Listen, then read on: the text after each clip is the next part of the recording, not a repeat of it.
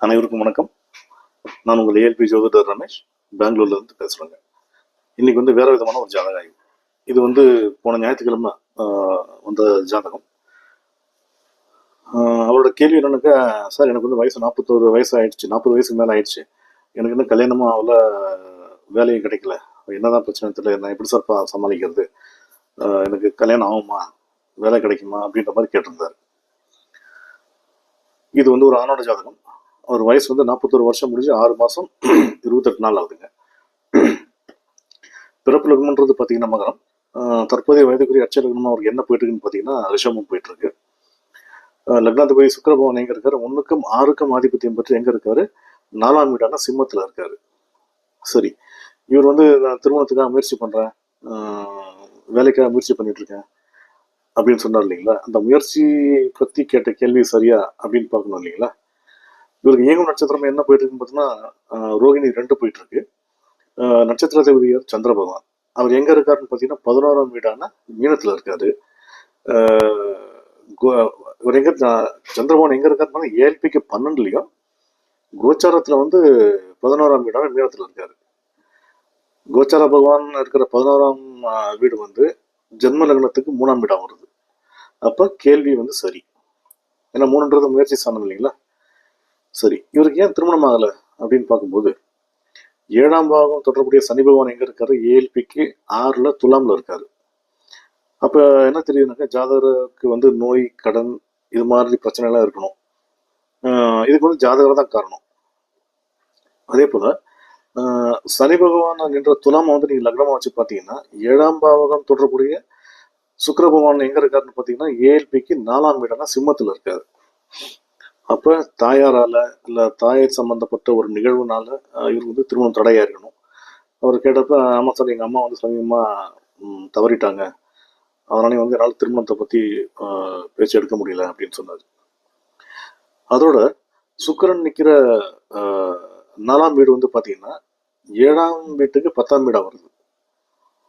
அப்ப ஜாதகரின் வேலை காரணமாகவும் திருமணம் தள்ளி போது நடக்கலன்றது தெரியுது.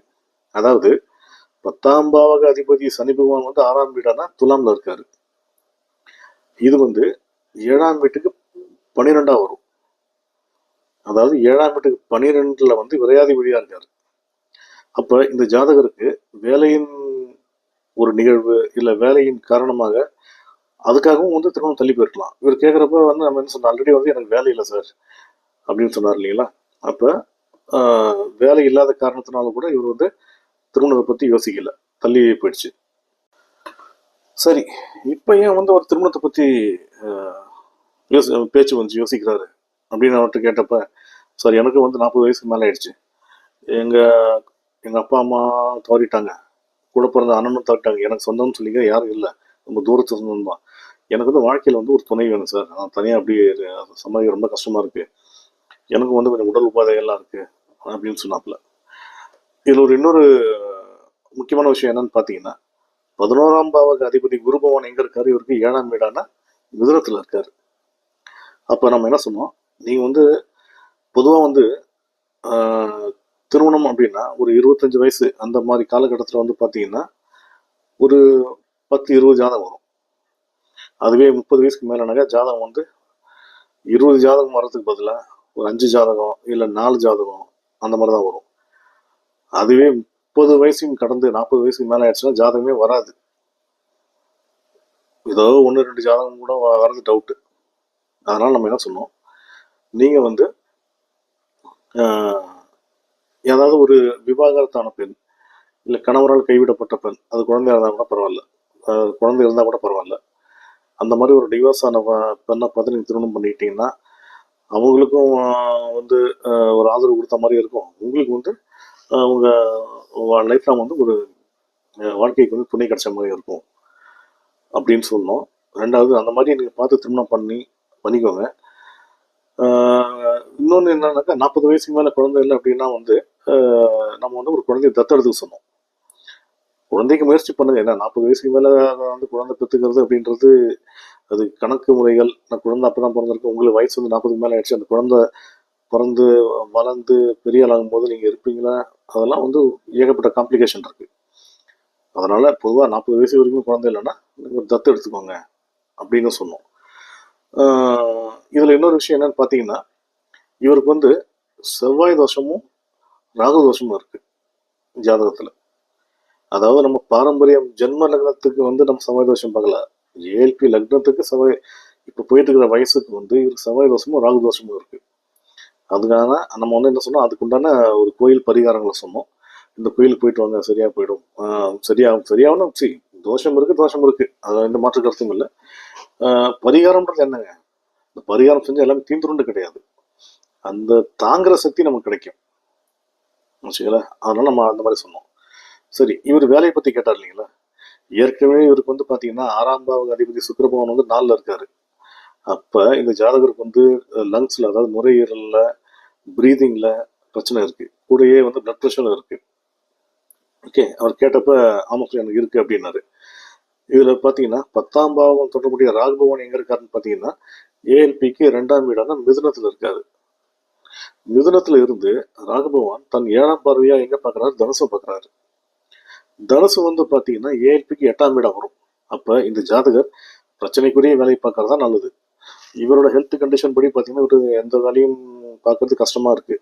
ஏன்னா அவ்வளோ ஒரு ஹெல்த் வந்து ரொம்ப, நம்மகிட்ட பேசும்போதே வந்து ரொம்ப ஒரு மாதிரி டல்லா டிப்ரெஷன்ல பேசினாரு. கூடவே இருமிட்டு ஆஃப், ஏன்னா லங்ஸ்ல பிரச்சனை இருக்கு இல்லைங்களா, நுரையீரல் பிரச்சனை, அதனால இருமிட்டு பேசினாரு. அதனால வந்து பொதுவாக எந்த கம்பெனியில வந்து சேர்த்துக்கிறது கூட கஷ்டம்ன்ற மாதிரி நமக்கு தெரிஞ்சுது.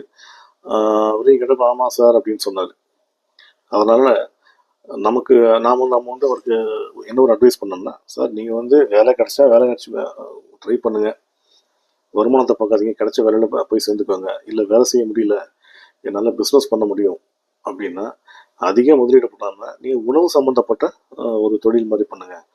இந்த பால், தயிர், இதெல்லாம் வைக்கிற பூத் இருக்கீங்களா, அந்த மாதிரி ஜூஸ் சென்டரு, பழச்சாறு, இந்த மாதிரி போட்டு பண்ணீங்கன்னா உங்களுக்கு வந்து ஓரளவு நல்லா இருக்கும், வருமானமும் வரும் அப்படின்னு சொன்னோம்.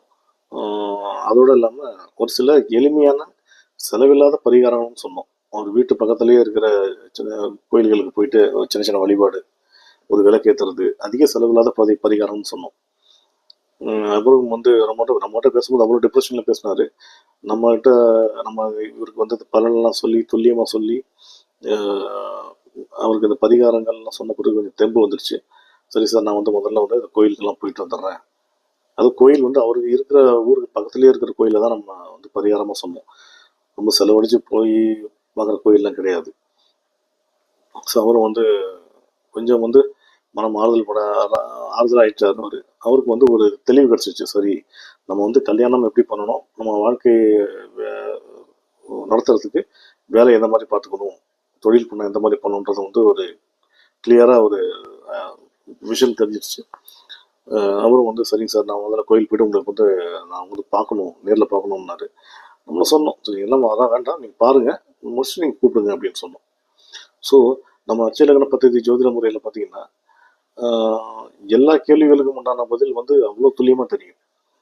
அதாவது கடந்த காலத்தில் என்ன நடந்துச்சு, நிகழ்காலத்தில் என்ன நடந்துட்டு இருக்கு, எதிர்காலத்தில் எப்படி இருக்கும், ஒரு நிகழ்வு நடக்குதுன்னா ஏன் நடக்குது, எதனால நடக்குது, அதுக்கு பிரச்சனைக்கு காரணம் யாரு, அதுக்கு தீர்வு என்ன, பரிகாரம் என்ன போன்ற எல்லா விஷயங்களும் நம்ம அச்சலக்கண பദ്ധதி ஜோதிட முறையில் அவ்வளோ துல்லியமாக தெரியுங்க. இப்படிப்பட்ட அற்புதமான அச்சலக்கண பദ്ധதியிலும் தெய்வீகமான ஜோதிட முறையை உருவாக்கிய எனதருமை குருநாதர் திரு பொதுவுடைய மூர்த்தி ஐயா அவர்களுக்கும், எனக்கு கற்பித்த அனைத்து ஆசான்களுக்கும், இறைவனுக்கும், பிரபஞ்சத்திற்கும், என் குலதெய்வத்திற்கும் நன்றி. மீண்டும் வேறு ஒரு ஜாதக ஆய்வில் சந்திப்போம். வணக்கம், வாழ்க வளமுடன்.